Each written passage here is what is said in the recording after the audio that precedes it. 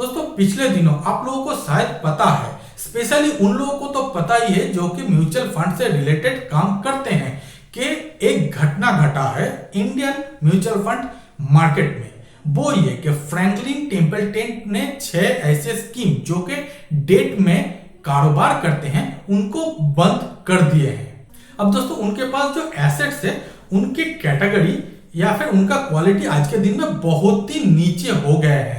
अगर वो एसेट्स वो मार्केट पे सेल करने भी जाए तो वो सेल ही नहीं हो पाते, और अगर होने की भी कोई चांसेस हैं तो वो बहुत ही कम दाम पर। तो इसीलिए वो लोग वो मार्केट में सेल भी नहीं कर पा रहे हैं और फंड के रिलेटेड पैसे भी नहीं उठा पा रहे हैं। तो इन्हीं सारी चीजों को देखते हुए इन्वेस्टरों को आज के दिन में फ्रीज कर दिया गया है। मतलब कोई भी इस फंड में ना पैसा इन्वेस्ट कर सकेगा और ना ही कोई उठा सकेगा। ये तो गया पिछले वाली प्रॉब्लम। अब दोस्तों इसी चीज को देखते हुए और आगे एंटिसिपेशन में कि कोई ऐसी कंपनी आगे चलकर फिर से ना आ जाए ऐसा ही किसी क्राइसिस को लेकर, तो हमारी रिजर्व बैंक ऑफ इंडिया ने 50,000 करोड़ का एक फंड एलोकेट कर दिया है। और दोस्तों ये फंड एलोकेट करने के बाद ये फंड को बैंक के थ्रू मार्केट पर लाया जाएगा और बैंकों को कहा गया है कि आप अपने हिसाब से इस फंड को यूटिलाइज कर पाएंगे। स्पेशली जो म्यूचुअल फंड वाले कंपनी है उनको कुछ रिलीफ देने के लिए। ठीक है, रिलीफ देना है भाई, मार्केट में इतना ज्यादा प्रॉब्लम हो गया है, कोई बात नहीं, बहुत अच्छा स्कीम है या फिर बहुत अच्छा कदम है, हम आरबीआई के ये कह ही सकते हैं।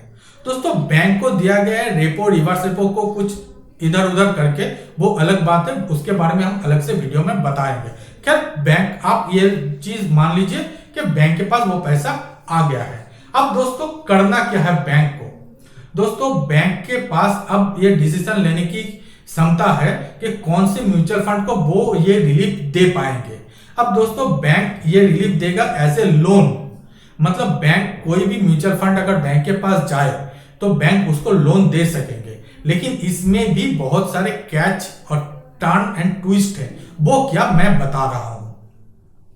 दोस्तों पहले ही मैंने आप लोगों को कह दिए हैं कि म्यूचुअल फंड अपने पास जो ट्रिपल ए कैटेगरी का स्टॉक या फिर उनके पास जो एसेट्स है वो मार्केट पर लिक्विड कर सकते हैं, जिसके तहत वो लोग पैसा उठाएंगे और जो इन्वेस्टर अपना पैसा उन म्यूचुअल फंड से निकालेंगे उन लोगों को वो दे सकेंगे। तो ये तो गया ट्रिपल ए क्वालिटी वाले जो एसेट्स हैं उसके बारे में। दोस्तों बाकी जो बिलो कैटेगरी का एसेट्स है वो लोग वो उसको सेल नहीं कर पाएंगे, ना ही मार्केट में और ना ही कहीं पर। तो बैंक के पास अगर ये म्यूचुअल फंड वाले भी जाएं और जाकर अपने लोन की अर्जी दें तो बैंक वाले लोन तो दे देंगे, लेकिन लोन के अगेंस्ट में उन लोगों को भी तो कोलैटरल या फिर एसेट्स कुछ तो वो लोग लेंगे। अब दोस्तों लेंगे क्या? बैंक वाले भी ऐसे ही तो बैठे नहीं है, बैंक वाले भी बिजनेस ही करने आए हैं। तो बिजनेस करने के लिए वो लोग भी चाहेंगे ऐसा कुछ उन लोगों के पास मॉर्गेज या फिर एसेट्स लिया जाए जिसके अगेंस्ट में वो लोग पैसा या फिर लोन दे सकेंगे, और वो एसेट्स जो कि आगे चल के अच्छे खासे वैल्यूएशन वाले भी हों, ताकि अगर किसी दिन ये डिफॉल्टर भी हो जाए लोन में तो वो एसेट से भी वो बैंक अपना रिकवरी कर सके। खैर ये हर कोई चाहता है, ये ही नॉर्मल सी प्रोसीड्योर है। आप भी ऐसा ही करेंगे, हम भी ऐसा ही करेंगे, तो नॉर्मल सी प्रोसीड्योर है। अब दोस्तों बात आती है फिर से म्यूचुअल फंड वालों के पास। म्यूचुअल फंड वालों के पास अगर अच्छे खासे क्वालिटी के एसेट्स हैं तो क्यों वो बैंक के पास जाएंगे उसको लोन के तहत गिरवी रखने के लिए? वो क्यों ना मार्केट पर जाकर उसको बेचकर पैसा ही उठा ले? खैर ये देखने वाली बात होगी म्यूचुअल फंड कंपनी क्या आगे चल के करते हैं। तो इसी चीज को देखते हुए ये 50,000 करोड़ का एक रिलीफ पैकेज बैंक के थ्रू दिया गया है। अब दोस्तों यहां पर मैं और एक चीज आप लोगों को कह दूं कि ये डेट फंड वाला फंडा क्या है। तो दोस्तों नॉर्मल सी बात समझ लीजिए कि आप और हम जब भी कोई म्यूचुअल फंड पर इन्वेस्ट करते हैं तो वहां पर 3 ऑप्शन रहता है। क्या आप डेट फंड पर इन्वेस्ट करना चाहते हो, क्या आप इक्विटी में, या फिर आप कॉम्बो, मतलब दोनों ही जगह पर थोड़ा थोड़ा करके पैसा लगाए ऐसे किसी फंड पर इन्वेस्ट करना चाहते हैं।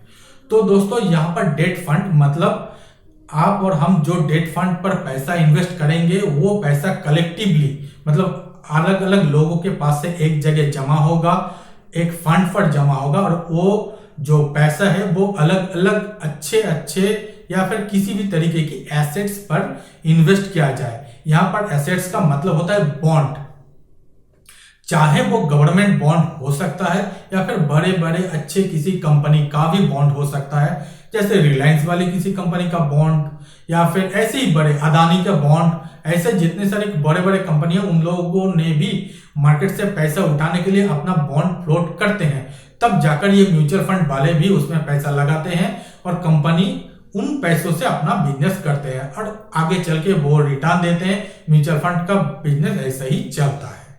तो दोस्तों, अगर प्राइवेट कंपनी में ये सारी चीज होते हैं तो उनमें भी कुछ अच्छे कैटेगरी का कंपनी है जो कि पिछले दिनों अच्छे अच्छे तरीके से रिटर्न दिए हैं, जो कि अच्छे कंपनी के लिस्ट में शामिल होते हैं। इसके अलावा दोस्तों और एक जगह है जो कि बहुत ही सिक्योर कहा जाता है, वो है गवर्नमेंट बॉन्ड।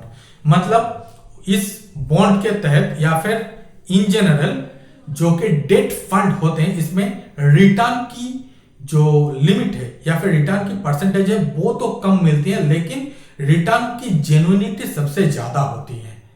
तो इसीलिए लोग जो भी कोई रिस्क कम लेना चाहते हैं वो लोग, या फिर रिस्क सबसे कम लेना चाहते हैं वो लोग इन तरीके की डेट फंड पर इन्वेस्ट करते हैं और यहीं पर पूरी घटना घटी है। अब दोस्तों देखना होगा कि आगे चल के या फिर आगे आने वाले समय में इस मुद्दे से रिलेटेड और क्या क्या डेवलपमेंट होते हैं। तो जो भी डेवलपमेंट होगा वो मैं आप लोगों के साथ शेयर कर ही दूंगा, वीडियो बनाकर शेयर कर ही दूंगा। और इस वीडियो में फिलहाल के लिए इतना ही। उम्मीद करता हूं ये सारी इंफॉर्मेशन छोटी ही है, लेकिन आप लोगों को काफी अच्छी तरीके से समझ में आ गया होगा। अगर आ गया है समझ में और ये वीडियो आप लोगों को अच्छा लगा है तो आप हमारे इस चैनल को लाइक कर सकते हैं, अपने दोस्तों के साथ इसको शेयर कर सकते हैं, ताकि उन लोगों को भी ये सारी चीजों के बारे में पता चले। और हमारे चैनल तो है ही सब्सक्राइब करने के लिए, आप इसे सब्सक्राइब भी कर सकते हैं ताकि आगे भी इसी तरीके की कोई भी कंटेंट आए तो उसके नोटिफिकेशन सबसे पहले आप तक पहुंच जाए। तो मिलते हैं अगले वीडियो में, तब तक के लिए धन्यवाद।